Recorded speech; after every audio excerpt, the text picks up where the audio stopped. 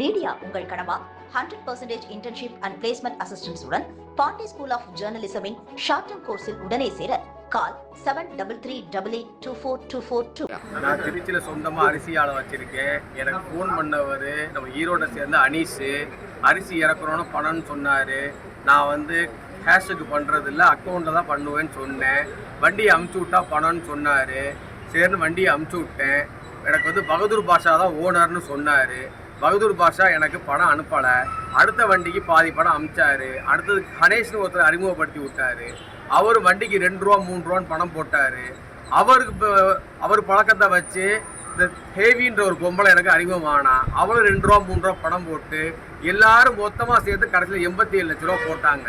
இதில் வந்து அந்த பொம்பளை வந்து ஹேவி வந்து எனக்கு 22 லட்ச ரூபா பணம் தரணும். அந்த கணேஷ் வந்து 50 லட்சத்துக்கு 10,000 ரூபா தரணும். இந்த பகதூர் பாஷா 16 லட்ச ரூபா தரணும். இதுக்கு எல்லாத்துக்கும் கடைசியில் வந்து யாரா காரன்னு பார்த்தா தாவேகாவோட மாவட்ட வழக்கறிஞர் தலைவர் அருண், அடுத்தது நந்தகோபால், லோகு, அங்கு இவங்க தான் மாஸ்டர் பிளான் போட்டு இது மாதிரி பண்ணி கொடுத்தாங்கிறது எனக்கு பின்காலத்தில் கணேஷ் ட்ரேடர்ஸோட அம்மா, கணேஷ் ட்ரேடர்ஸ் சம்சாரம் தான் இதை ஏன்ட்டே சொன்னாங்க. என் வீட்டுக்காரெலாம் ஒரு ஆளே இல்லைப்பா, அவன் வந்து சும்மா ஒரு வண்டிக்கு ஒரு 10,000 ரூபா காசை வாங்கிட்டு ஒதுங்கிடுவான், இதுக்கு பின்னாடி இருக்கிறது இவங்க 3 பேர் தான், அவங்கள போய் பாருப்பா அப்படின்னு சொன்னதே அந்த அம்மா தான் சொன்னாங்க. நான் 87 லட்ச ரூபா ஏமாந்துருக்கேன். அப்போ தான் நான் கேள்விப்பட்டேன் பல கோடி ரூபா இது மாதிரி அடிக்கிறாங்க அப்படின்னு சொன்னதே அந்த அம்மா தான் சொன்னாங்க. இதையுமே இவங்க இது மட்டும் பண்ணுறது இல்லைப்பா, பருப்பு, ஜவுளி, எண்ணெய், ஆயில் நீங்கள் ஃபுல்லாக அடிக்கிறாங்க அப்படின்னு சொன்னதே எனக்கு அந்த அம்மா தான் சொன்னாங்க. நீங்கள் அந்த அம்மாவை கூப்பிட்டே கேட்கலாம். ஐயா, இப்போ வந்து சீமனை ஊற்றிக்கிட்டாங்கல்ல, மனோகர் அவர் ஆரணியை சேர்ந்தவர். அவர் ஒரு அரிசி மில்லுக்காரு. அவருக்கு வந்து மொத்தம் 20 லட்ச ரூபா பில்ல 2 வண்டிக்கு 5 லட்ச ரூபா கொடுத்துருக்காங்க. அவருக்கு 15 லட்ச ரூபா பணம் தரணும். அவர் குடும்பத்தோட வந்து சீமனை ஊற்றி கொளுத்திக்க தான் வந்திருக்காரு இன்னைக்கு. அவர் எனக்கு முன்னாடி அறிமுகம் கிடையாது, இங்க வந்தா எனக்கு அவர் அறிமுகம். உங்க பேருங்கய்யா? என் பேர் வடமலை ராஜா. வடமலை ராஜா. நான் திருச்சியை சேர்ந்தேன். சரிங்கய்யா, சரி, நன்றிங்கய்யா. கிட்டவர் அவருக்கு 15 லட்ச ரூபா பணம் தரணும், எனக்கு 87 லட்ச ரூபா பணம் தரணும். இது இல்லாமல் துறையூரில் வந்து நிறையா பேர்த்துக்கு பணம் தரணும். அவங்க என்னையே ஃபோன் பண்ணி கேட்டாங்க. இல்லைங்க, நானும் வந்து ரொம்ப கஷ்டப்பட்டு தான் இருக்கேன், அலைஞ்சிக்கிட்டு தான் இருக்கேன்னாங்க. அவங்களும் வந்து நானும் அலைஞ்சிக்கிட்டு தான் இருக்கேன், மீட்க முடியலன்னு சொன்னாங்க.